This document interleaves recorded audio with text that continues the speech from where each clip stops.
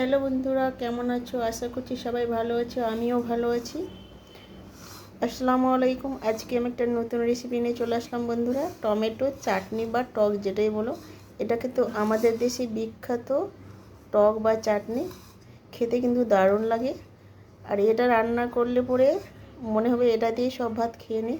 আমি কীভাবে রান্না করি দেখতে থাকবো। এখানে আমি টমেটো নিয়েছি, দেশি বিদেশি দুটোই টমেটো আছে। এবার আমি ধুয়ে নিব, ভালোভাবে ধুয়ে পরিষ্কার করে নিতে হবে।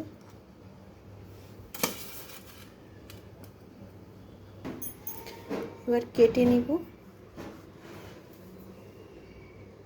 এই অংশটা কেটে ফেলে দিব। দেখো এইভাবে কিন্তু আমি টমেটোগুলো কেটে নিব।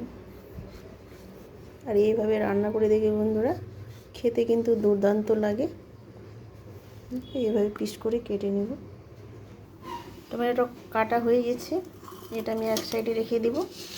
এখানে আমি পেঁয়াজ আর রসুন আর এখানে আদা নিয়েছি এক টুকরো।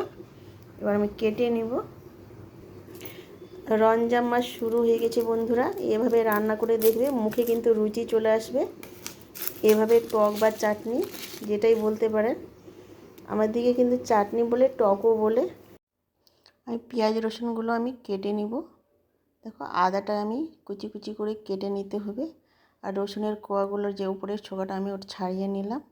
দেখতে পেলে বন্ধুরা, পেঁয়াজ রসুন আদাটা কেটে নিয়েছি। আর রসুনের কোয়াগুলো আমি কাটিনি, গোটা গোটা রেখে দিলাম।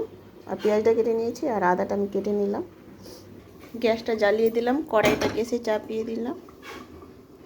কড়াইটা গরম হয়ে গেছে, আমি তেল দিয়ে দিব। তেলটা গরম হয়ে গেছে, এক চুটকি আমি পাঁচফোড়ন দিয়ে দিব। পাঁচফোড়নটা একটু ভেজে নিব। এখানে আমি একটা লঙ্কা আমি দিয়ে দিলাম। কেটে রাখা আদাটা আমি দিয়ে দিলাম, একটু ভেজে নিব। আদাটা কিন্তু কেটে দিলে কিন্তু খেতে ভালো লাগে। আর রমজান মাস তো শুরু হয়ে গেছে বন্ধুরা, এইভাবে রান্না করে দেখবে। টমেটোর চাটনি, টমেটো টক, এটা কিন্তু বিখ্যাত আমাদের দেশে। এভাবে রান্না করে দেখবে, কিন্তু রমজান মাসে রুচি বেড়ে যাবে। কিন্তু রমজান মাসে খাওয়ার ইচ্ছে করে না ভাত, কিন্তু এটা করে রাখলে পরে কিন্তু রমজান মাসে একটু একটু করে ভাত দিয়ে খাবে, কিন্তু খেতে ভালো লাগবে। আর অনেক কিন্তু রুচি চলে আসবে। এখানে আমি রসুন যে আমি কোয়াগুলো আমি দিয়ে দিলাম। রসুনের কোয়াটা একটু ভেজে নিব। এবার পেঁয়াজ কুচিটা দিয়ে দিব। পেঁয়াজ কুচিটা দিয়ে একটু ভেজে নেব।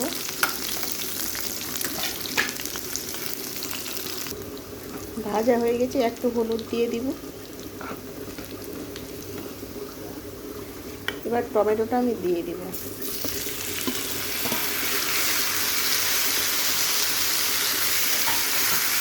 দিয়ে ভালোভাবে কিন্তু নেড়ে চেড়ে নিতে হবে।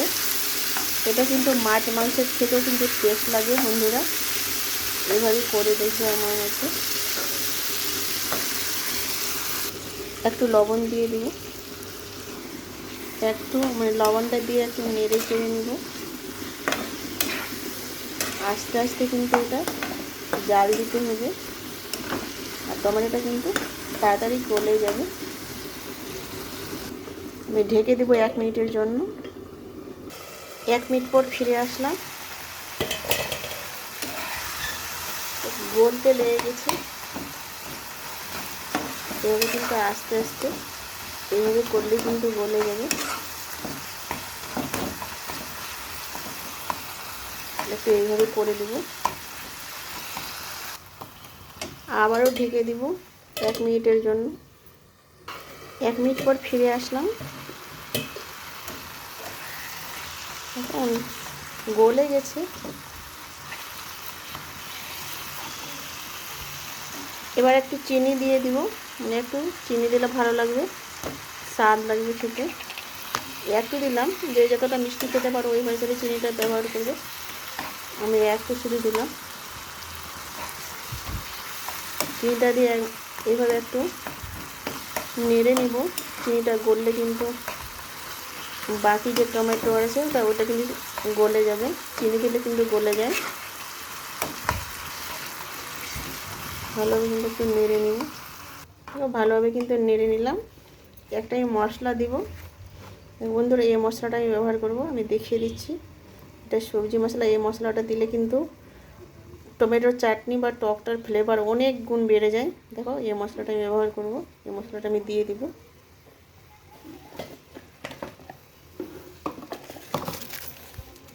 দেখো আমি একটু দিয়ে দিচ্ছি, বাস এবার অনেক ফ্লেভার বেড়ে যাবে আর এত খুশবু উঠবে। মশলাটা দিয়ে দিলাম, একটু আমি নেড়ে চেড়ে নিব, নেড়ে চেড়ে দিয়ে কিন্তু মিক্সড করে নিতে হবে। একটু ভালোভাবে নেড়ে নিলাম। আমি কিন্তু লঙ্কা গুঁড়ো দিইনি, আমি মানে শুকনো লঙ্কা আমি তেলে ফেলেছিলাম, কিন্তু যে মশলাটা আমি দিলাম ওই মশলার মধ্যে কিন্তু অনেক কিছু আছে। লঙ্কা মানে ওটা থেকে কিন্তু ঝাল হয়ে যাবে, ওই জন্য আমি দিলাম না। আর বাচ্চারা খেলে তো কিন্তু ঝালটা কমই দেওয়া যায়, ওই জন্য কমই মানে দিলাম না আমি, মানে ওটা থেকে ঝাল হয়ে যাবে মশলা থেকে। দেখো আমার কিন্তু হয়ে গেছে, আর একটু আমি লাগাবো। টকটা কিন্তু আমার হয়ে গেছে, আমি গ্যাসটাকে বন্ধ করে দিব। গ্যাসটা বন্ধ করে দিলাম। এখানে একটা বাটি নিয়েছি, বাটির মধ্যে আমি খুলে দেখাচ্ছি টমেটোর টকটা।